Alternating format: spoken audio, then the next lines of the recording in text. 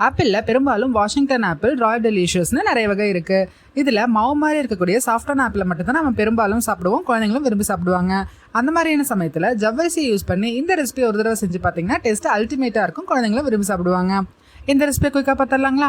அதுக்கு முன்னாடி இந்த வீடியோ ஃபஸ்ட் டைம் பார்க்குறவங்க இந்த மாதிரியான புதுவிதமான ஆரோக்கியமான சமையலுக்கு சுவையும் ஆரோக்கியம் சேனலை சப்ஸ்கிரைப் பண்ணி வச்சுக்கோங்க.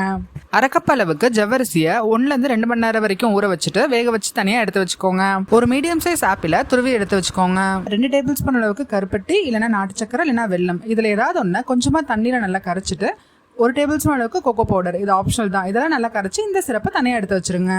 ஒரு பேனில் 1 ஸ்பூன் அளவுக்கு நெய் ஊற்றிட்டு துருவின ஆப்பிளை நல்லா ஃப்ரை பண்ணிவிட்டு வேக வச்ச ஜவ்வரிசியை எடுத்து கொட்டி ப்ரிப்பேர் பண்ணி வச்ச ஜாகரி சிரப்பை எடுத்து கொட்டி கிளறி இறக்குனீங்கன்னா நம்மளுடைய சுவையான ஆப்பிள் ஜவ்வரிசி சாக்கோ அல்வா ரெடி. பனங்கருப்பட்டி யூஸ் பண்ணதுனால சிரப்பு ரொம்ப கெட்டியாயிடுச்சு அப்படின்னா நம்ம இந்த ரெசிபியை சிரப்போட பாத்திரத்தில் கூட ட்ரான்ஸ்ஃபர் பண்ணி நம்ம கிளறி ரெடி பண்ணிடலாம்.